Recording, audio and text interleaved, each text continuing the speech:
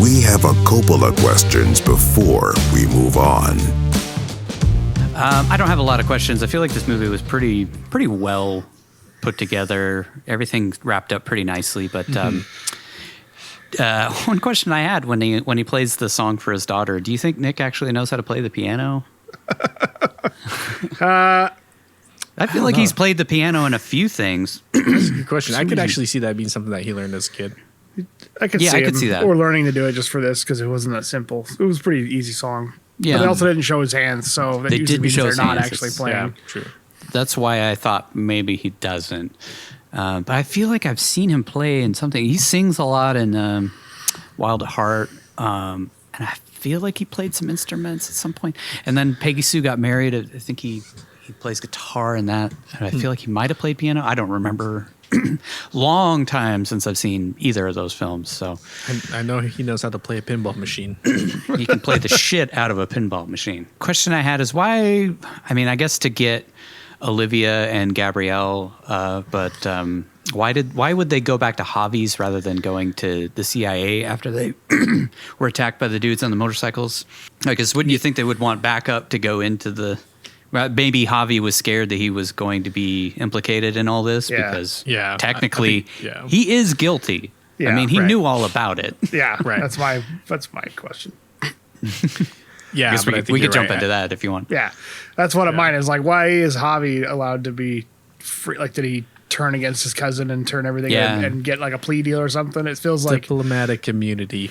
I mean, he even says like everybody thinks I run it, or whatever. Like, because he was like, I thought you were the one running it, and everybody thinks I run it because I'm supposed to. So like, yeah, that would implicate him in everything that's been going on with the arms dealership. Right. So, I'm guessing he made a deal with them to turn over information to shut down the organization. But then that probably means he's probably going to get executed by somebody that puts him on some. No, well, that's what actually leads to my question of, wouldn't the real Sergio, since he actually exists, wouldn't he come and kill Javi? That was one of my questions. Like, what was up with that? Did he not show up to the deal? Like, apparently not. How did they know that he wasn't going to show up when Nicolas Cage showed up? Like, he's and why? Why would he just walk right in the front door?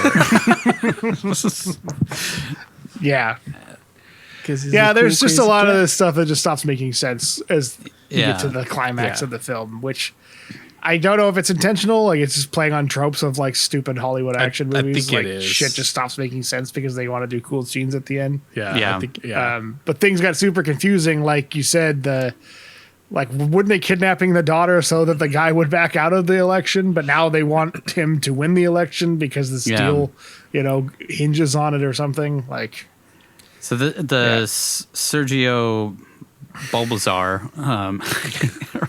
Baldassare is an Italian, and he lives in Sicily or whatever, and he wanted to join forces with this crime, arms dealer cartel or whatever.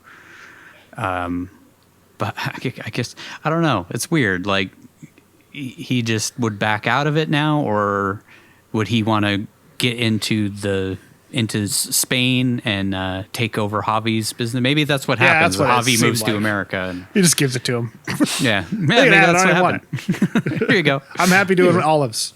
That's all I ever wanted to do. Does that mean that Javi no longer has any money? And now he's a famous screenwriter. They have tons of I guess, that's true. Now. Yeah. He can build his Nick Cage room in Hollywood. Maybe he just lives with Nick Cage now. They're roommates. At the hotel. That's the sequel we need.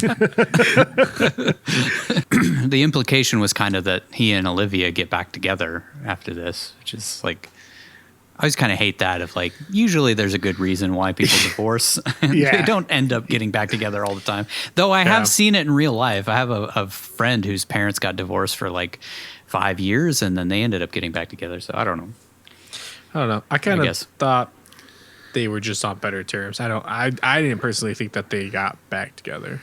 Yeah, they weren't really like obviously he was coming over to their house all the time to see Addie. It wasn't like they were on the worst of terms when they weren't together. So maybe that's just, he still comes over to watch movies with him, but he still lives, separate. And they're more cool about it.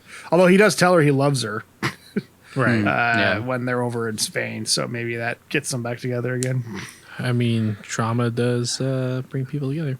That's one of the things I actually liked about the movie. It wasn't like the fact that they were a divorced couple didn't mean that they were nasty to each other. It was just that they were civil with one another. They weren't meant to be together anymore. Until he gets drunk, and then she's rightfully so. But even then, she just still drives him home and just tells him, like, get your shit together. Get your shit together. Our And it's kid justified. needs their It's dad to not justified. be a fuck up. Yeah, Exactly. It's justified. Like, you just embarrassed your daughter, and you made her birthday about you.